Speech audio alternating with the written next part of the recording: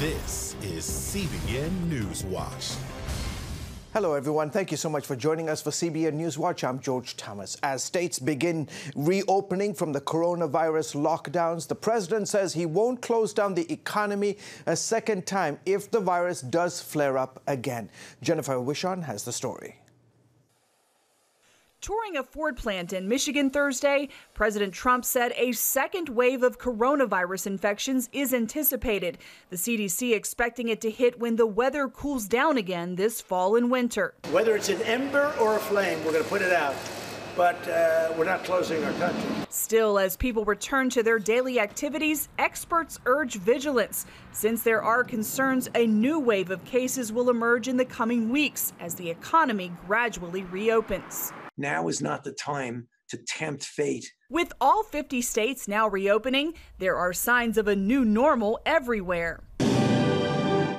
At this high school in Hoover, Alabama, 400 students graduated standing 6 feet apart while wearing masks.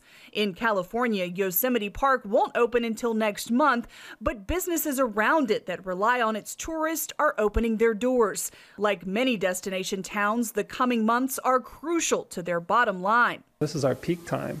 So from Memorial Day to Labor Day weekend, this is where we make our money. And so if we don't have that, it's going to be a big dent in our local economy. And as Memorial Day approaches, the National Park Service in Washington is preparing for visitors. We certainly expect that there will be people who come down to pay their respects on Memorial Day. Still, tensions remain between continuing restrictions out of concerns over more cases and restarting the economy. This as the unemployment rate is expected to exceed 20%. If you don't want to go back to work, don't go back to work. But don't deny the rest of us the ability to go back to work. Michigan is one of the hardest hit states. The governor issued some of the nation's most restrictive lockdown measures and has been the subject of numerous protests. Carl Mankey is a symbol of that anger. The barber refused to shut down his shop in defiance of the governor's orders, and Thursday a judge took his side, denying the state's request to close him down. I refuse to stand down. Listen, license or no license or whatever it is, I'm 77. I mean, are they going to give me life? The president expects economic numbers to strengthen over the next few months, but if there is another flare-up in cases, governors, not the president, could decide how states react. Jennifer Wishon, CBN News. Thank you so much, Jennifer. President Trump this afternoon urged governors to do the right thing and reopen churches this weekend. Even as the country moves toward reopening, many parents are rethinking whether or not they will send their kids back to school when they reopen. The Real Clear Opinion research poll revealed 40% of families are more likely to use homeschooling or virtual school education after lockdown restrictions are lifted. The survey was conducted on more than 2,000 registered voters. It also showed 75% surveyed were Republican and 69% lived in an urban area. Joining us now from the American Federation for Children is Vice President of Communications and Marketing, Tommy Schultz. Tommy, great to have you on the show. So I'm curious, why do you think more parents are considering long-term homeschooling? Well, look, I think there's been new data out there showing that only 44% of public school districts are doing any sort of remote learning or check-ins with their students right now. And so it's really not surprising at all that 40% of families are considering homeschooling with their child even after the lockdowns end. And I mean, prior to the pandemic, only about 4% of families were choosing that option. And like you had mentioned, it's bipartisan. More Democrats than Republicans said they were likely to consider homeschooling or enrolling their kid in virtual schooling. 50% of African-American families, and the younger you were, the more likely you were to do this. I think a lot of families are either frustrated with the inflexibility of the current system, and two, I think a lot of families are understanding, you know what, this homeschooling stuff isn't so bad. And frankly, this is a pretty restrictive homeschooling environment because there's a lot of social distancing, there's a lot of other things, whereas in a normal kind of home education environment, you're doing activities, you're going to brick and mortar schools a couple days a week, you're doing sports. So that's where I think families are a little fed up potentially. We're spending $15,000 in a public school each year per student.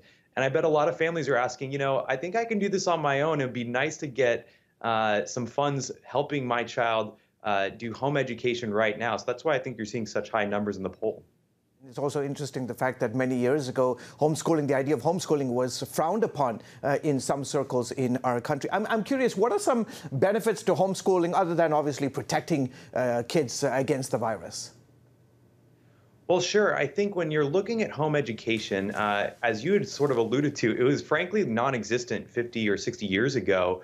And prior to the pandemic and all the lockdowns happening, about 2.5 million kids were in a home education environment of the eligible 55 or so million kids in K through 12 schools. And that number was not only dramatically rising over the past decade, it's quite clear that after the lockdowns end from this pandemic, a lot of families are going to consider this as an option because they're probably seeing, look, there's less violence going on right now. For instance, education statistics from the federal government shows that 20% of kids in public schools are experiencing bullying or violence when they're going to school. They're also probably seeing that students that may have anxiety, social emotional issues are really thriving in this home environment where they're with their families more often or they're interacting more directly with their teachers one-on-one through virtual environments. So I think that's where you're seeing so much of this eagerness and this uptick in likelihood of support for homeschooling after things open up even. Yeah, I'm curious in another way, have these lockdowns brought to light everyday sort of issues in our education system, or, is this whole idea of homeschooling just maybe isolated to the pandemic? Well, look, I think it has really brought to light, just with all of these lockdowns and everything, the real structural flaws within our education system. It is far too rigid. It's essentially one size fits all, but really it's one size fits none. And that's why elsewhere in the poll, 64% of families said that they support school choice overall, and even more support the federal education freedom scholarships proposal, including 67% of Democrats and 70% of Republicans. And I think that's partly because families are agitated with the way that this schooling system we currently have, which was adopted from the 1800s in Prussia, really isn't ready for the 21st century. And especially when there's a new research study that came out showing 700 private schools across the country, 80% of those schools missed less than one instructional day throughout this pandemic. Less than 5 days, and 34% missed not a single day of instruction. Whereas, again, that stat I said earlier, 44% of school districts aren't even doing remote learning or are barely doing remote learning. I think a lot of families are frustrated and they want change in the system. Okay, terrific. Tommy, thank you so much for coming on the show. Tommy is from the American Federation for Children. I appreciate you coming. Thank you for having me. You're most welcome, sir.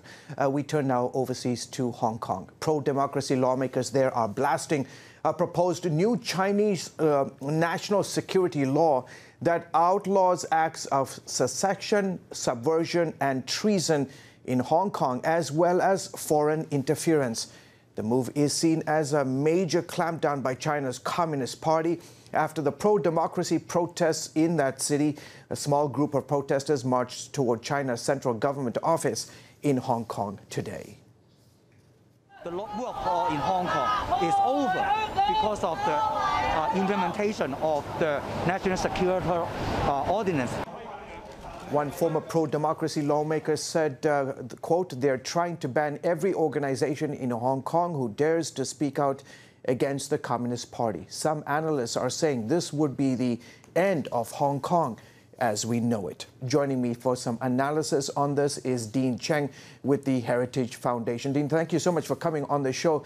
So please explain to our viewers, why is this law so controversial? Well, the 1997 Basic Law, the Constitution, if you will, for Hong Kong, said that Hong Kong would be allowed to essentially administer itself for 50 years after reversion, so until 2047. And in fact, there was an expectation that the Hong Kong Legislative Council would pass a rule like this.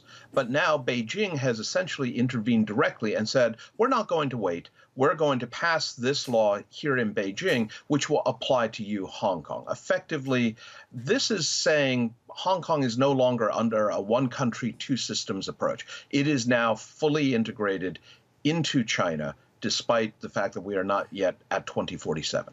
Yeah, and let's talk about that real quickly. Talk about the ramifications. If this law passes, what happens?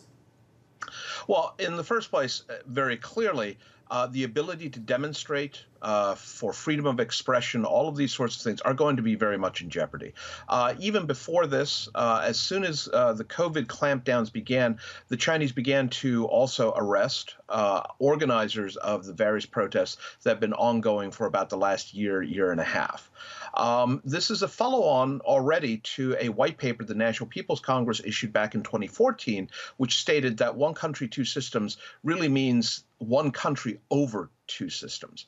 So what this is going to mean is that freedom of the press, freedom of expression, freedom of assembly, freedom of protest, freedom of speech, all of these are going to be very much in jeopardy. It also effectively nullifies the independence of the Hong Kong judicial system, which is another basic part of the 50 years that we're supposed to be abided by. Yeah. Why do you think China decided to push for this now?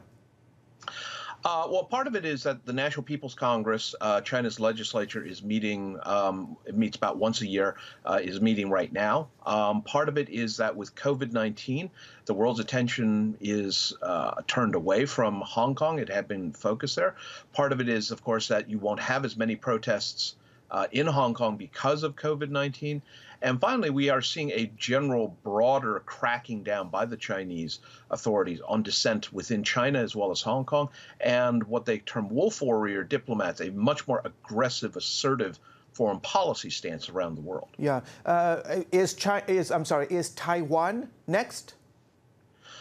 Taiwan has always been in the crosshairs, but Hong Kong in many ways was the canary in the Taiwan coal mine.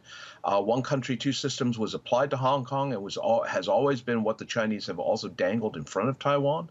The reality is that China cracking down on Hong Kong means that Taiwan has even less reason to believe Chinese promises of autonomy and non-interference should the two reunify. Can the United States do anything to stop China's march forward in this area, in this part of the world? Well, with regards to Hong Kong, there is discussion now about whether or not Hong Kong investments, Hong Kong itself should be treated simply as part of China, which would clamp down a lot on everything from investments to access to technology. Throughout East Asia, the region doesn't want to choose between the United States and China. The irony here is that China more and more is the one that is forcing countries to choose. But we need a robust defense, we need strong economic ties to the region, and we need to maintain our alliances, of which we have several key ones with major partners throughout East Asia. Okay, terrific. We'll have to leave it there. Thank you so much for coming on the show for this very important foreign policy issue happening in this part of the world. Thanks again, appreciate it. Coming up, why one organization is pushing back against a new TV series on PBS. But before we go to the break, here's a look at what's trending on CBNNews.com.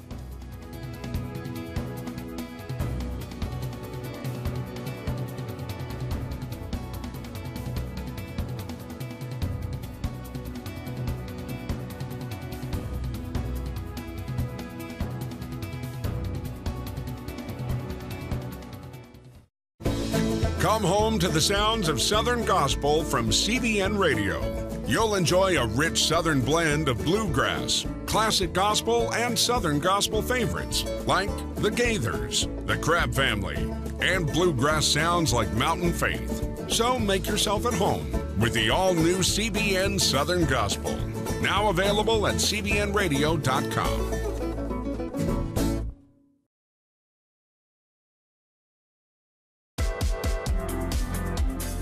Meet the pastors who are preaching the gospel in a fresh, fearless way.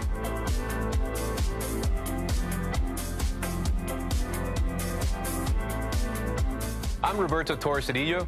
Join me each week for Next Gen Voices.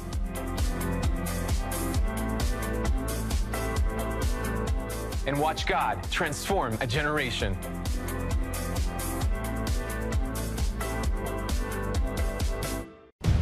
Prophecy thousands of years old. We were called to be a light to the world. Being fulfilled today. Discover how. Get to life. Call 1-800-700-7000. We consider it our duty to reach out and help others around the world. For a gift of $10 or more, you can own the acclaimed CBN documentary To Life. Just call 1-800-700-7000 or log on to cbn.com. to treat a human, no matter what he is, which religious he have, which color he is. This is what I'm doing. See how the people of Israel are fulfilling prophecy. History is being written, and I want to be a part of it. By sharing their knowledge. In Africa, in Asia, in South America, in East Europe. And their love. This is how we work. This is us. Get to life. Call 1-800-700-7000 or log on to cbn.com. Welcome back, folks. You're watching the CBN News Channel. PBS is gearing up for its celebration of homosexuality next month. So the American Family Association is circulating a petition online to get them to drop the 6-episode YouTube series and other specials that highlight the LGBTQ movement. Joining us now, Walker Wildman, Vice President of Operations at American Family Association. Mr. Wildman, thank you so much for coming on the show. Tell us more about the series, especially one episode about an openly gay pastor in Mississippi. What's happening there? Yeah, PBS is launching this series at the end of May. May 26th is going to be the first broadcast on YouTube. It'll carry out through the month of June, which is also known as Homosexual Pride Month. This series is very concerning to us because it's encouraging a very unhealthy lifestyle, especially amongst our young children, our children. So this is very concerning. It's going to go for an entire month. And not only is it concerning because it's promoting an immoral and unhealthy lifestyle and behavior, but it's also disturbing because it's being promoted and produced by our tax dollars through PBS. Is PBS trying to push a particular agenda here? Oh, yeah, absolutely. There's no way you can produce such a documentary or such a series without pushing propaganda. I mean, look, this is not a history lesson on how homosexuality and other promiscuous behaviors are bad for human health and against Scripture, against the Bible. This is about pushing the homosexual lifestyle amongst other promiscuous lifestyles.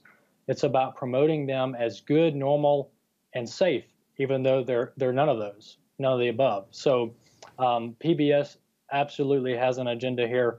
They're trying to paint this behavior in a positive light, and that's what's most concerning. What are you encouraging folks who watch PBS to do anything? Write in, call in. What do you want folks to do? Yeah, well, first we're urging our supporters, most of them parents, to make sure their children do not watch this series. That's the first point. And number two, our tax dollars need to stop going to produce these type series.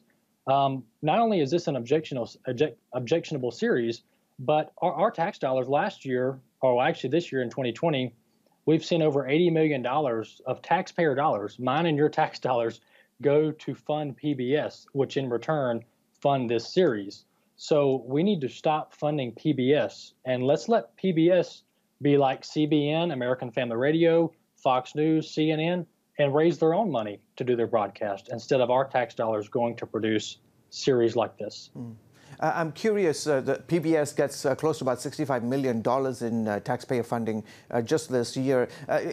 Are they, okay, they're showing one style, one lifestyle of a family. Have they shown, on the other side, families that are Christian, that are wholesome, that provide a different worldview? No, I'm not aware of any series or documentaries covering the Judeo-Christian value system or lifestyle or families with one mom, one dad in the home raising their children in a stable environment, and how that's good for our health and our mental stability and our spiritual strength. There's no such documentary or series being produced by PBS to that extent. And if there were, then there would be a huge outcry about how our tax dollars are going to produce Christian films and Christian series. Mm-hmm. So the best thing here is just for our government to stop funding programming networks, because then that'll solve this entire problem. Yeah. Okay, we'll have to leave it there. Mr. Wildman, thank you so much for coming on the show. Up next, we'll take a look at a new archaeological discovery in Jerusalem that takes us back to biblical times. Too often, we carry baggage from our past. You know what it's like. It affects everything and everyone in our lives. It's always there, weighing us down and keeping us from achieving true happiness. But do you know God never meant for us to be trapped in the past? You can be free of your baggage. Learn how God's forgiveness leads to changed lives and new beginnings. Call the 700 Club. I'm Ephraim Graham, and this is Studio 5. Cruise with me as I discover the good things happening in the world of music, sports, television, and movies. The fact that Ryan Coogler was going to be directing the film, I knew that something special was going to happen. We'll chat with artists at the forefront of entertainment and explore the connection between popular culture and faith. I asked my pastor, I said, well, does that mean I'm supposed to be a preacher? He says, well, no, you already have a pulpit. Watch Studio 5 Wednesday night at 9:30. Tikkun Olam. This is our nature as a country. To make the world a better place. Literally, we felt the earth shaking. The Christian Broadcasting Network presents To Life, how Israeli volunteers are changing the world. This film needs to be seen by everyone. I was in tears. Now you can own the inspiring documentary To Life on DVD. There is blood on our hands if we know and we walk away. I'm so grateful that this film was made. To Life can be yours for a gift of $10 or more. Call 1-800-700-7000 or log on to CBN.com. We know that every minute counts to save life. It'll bless Israel, but it'll also bless all the friends of Israel. Discover the untold story of how Israeli volunteers are making the world a better place. Call 1-800-700-7000 or log on to CBN.com to get your copy today. Welcome back to the show. A new discovery in Jerusalem has revealed a unique underground system carved into bedrock from the Second Temple period. CBN Middle East correspondent Julie Stahl takes us to the site. Even though the Western Wall remains under COVID-19 restrictions, archaeologists are still at work. The latest dig deep underneath the entrance to the Western Wall tunnels uncovered a unique treasure dating back to the time of Jesus. From outside, it looks like a modern white door, but open it up, and it's a gateway to history. Like much of Jerusalem, civilization is built on civilization, even carved into the bedrock. Most of the buildings that we know from this time period were stone built, were on the street level. And in here we're finding, this really impressive and unique rock cut system. The rock-cut system from the Second Temple time was completely covered by a Byzantine-era mosaic floor that's part of a monumental public structure built about 1,400 years ago. It was renovated about 150 years later. Last January, we started to excavate and we started to dismantle the mosaic itself in order to find the earlier remains to this building. Dr. Barak Manakandam Givon, the site's co-director, says archaeologists noticed a great attention to detail in the subterranean structure. And those details showed us, the archaeologists, that this system was used on a daily basis.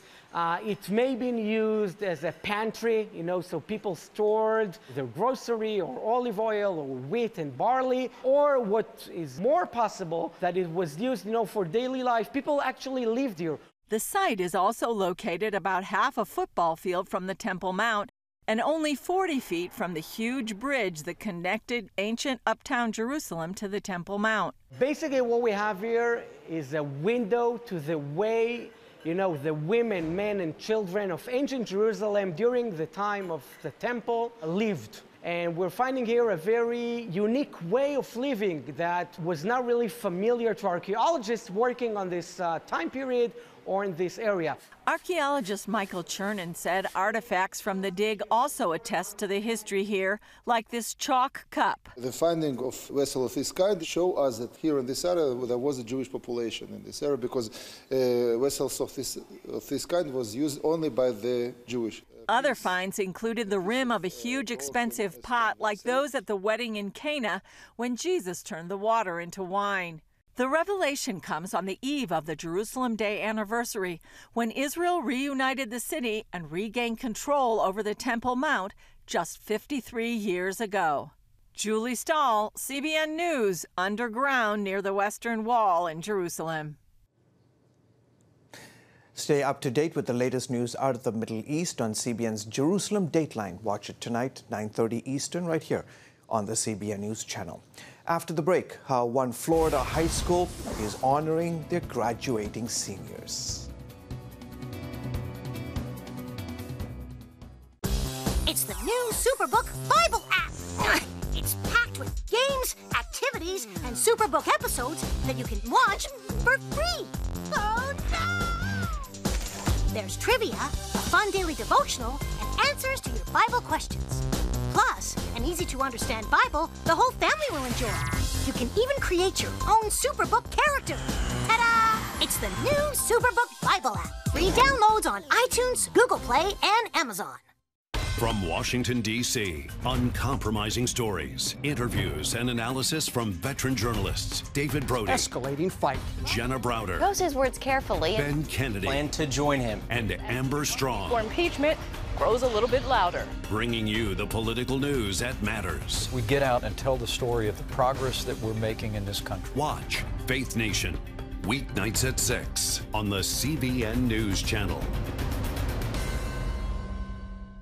We will move the American embassy to the eternal capital of the Jewish people, Jerusalem.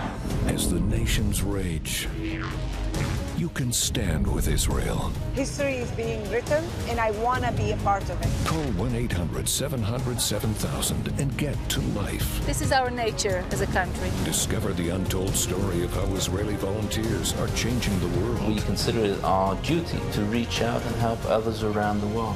For a gift of $10 or more, you can own the acclaimed CBN documentary To Life. To treat a human, no matter what he is, which religious he have, which color he is, this is what I'm doing. Support Israel in their time of need. Get to Life, now available on DVD. Call 1-800-700-7000 or log on to cbn.com. And I wish that other people throughout the world could see this side of Israel. Welcome back to the CBN News Channel. Like many 2020 graduates, high school seniors in Florida are missing out on graduation celebrations due to the virus. Residents in Islamorada, Florida, decided to hang banners with the portraits of 177 students from Coral Shores High School to honor the graduates. Florida Keys Electric Cooperative crews put them atop the utilities power line poles along the Florida Keys Overseas Highway. A local businessman helped fund the project.